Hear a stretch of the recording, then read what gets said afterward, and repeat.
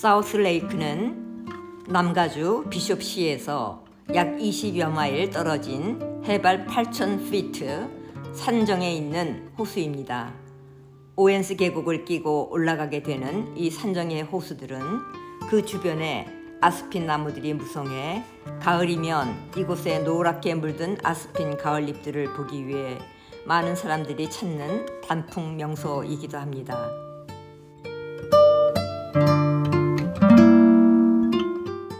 수년 전 이곳에 와서 짙은 청색의 호수, 노란 아스핀 나뭇잎들과 초록색 침엽수림의 조화를 렌즈에 담았었던 인상적인 곳이기에 또다시 방문하여 가을을 보고 싶었습니다.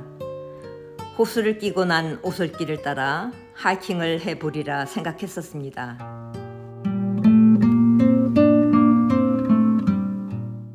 지난번 왔을 때 10분 정도 걷다가 되돌아왔던 것이 못내 아쉬웠기 때문입니다. 청명한 가을 공기, 새파란 하늘을 배경으로 심장령의 황금빛 아스핀 잎사귀들이 바람이 불 때마다 바르르 떨며 반짝이는 모습을 보며 시냇물가에 앉아서 가져온 점심을 먹던 기억이 생생합니다.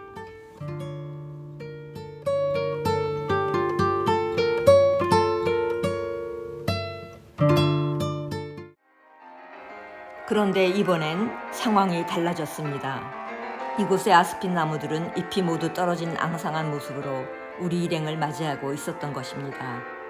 연갈색의 무표정한 얼굴로 산으로 올라가면 갈수록 눈발이 더 날렸습니다. 드디어 사우스레이크에 도착하여 차에서 내리는 순간 차가운 강풍이 뼛속까지 스며들었습니다. 호수는 마치 모노크롬 영화를 보듯이 무채색이었고 날리는 눈 때문에 회색빛 산과 호수가 그저 흐릿하게 시야에 들어왔습니다.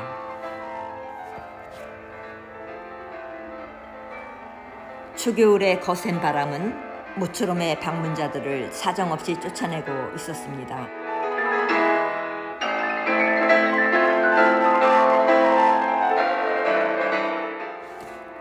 워낙 산길이 가파른지라 내려가는 길이 미끄러울까 걱정스러워 얼른 되짚어 돌아올 수밖에 없었습니다. 내려오는 길, 잎을 모두 잃은 아스핀 나무숲을 가리키며 상상 속에서 시간의 필름을 되돌려 보는 것으로 만족할 수밖에 없었습니다. 저는 마치 사우스레이크의 변호사가 된 것처럼 동행한 언니들에게 거듭거듭 햇빛 밝았던 9년 전 어느 가을날의 이 호수의 아름다움을 설명하고 있었습니다.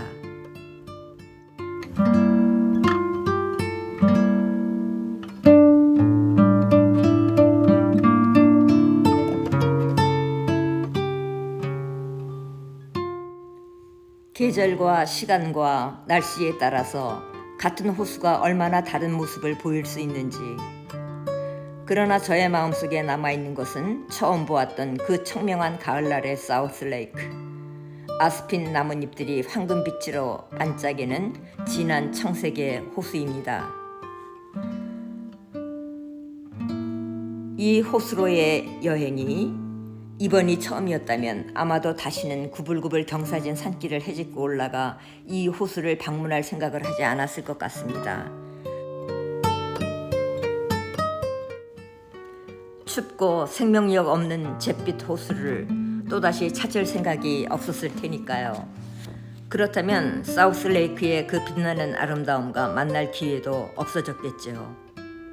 첫인상이란 얼마나 중요한 것인가.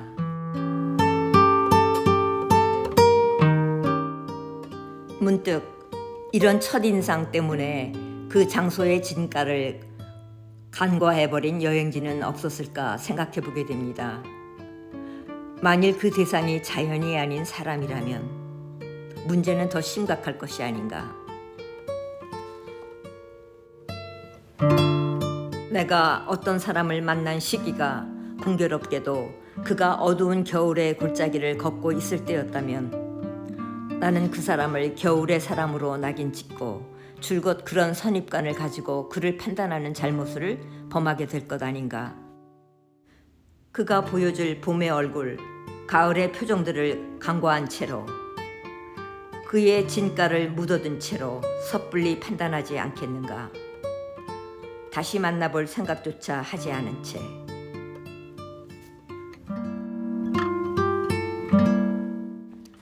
스데반의 죽음에 동조하며 서 있었던 사울.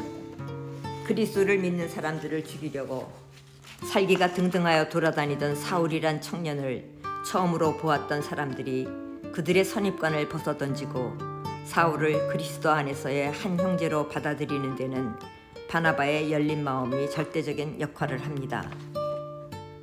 바나바는 사울이 더 이상 겨울의 잔혹한 사람이 아니라 그리스도를 만나 깨어진 봄의 새로운 사람임을 의혹의 눈길을 보내고 있는 크리스천들에게 주지시킵니다. 사울이 사도 바울로 도약할 수 있게 해주었던 넉넉한 사람 바나바. 사우스레이크의 상반된 두 얼굴은 제게 말해줍니다. 선입관, 고정관념, 편견에서 자유로운 바나바 같은 넉넉한 존재가 되라고.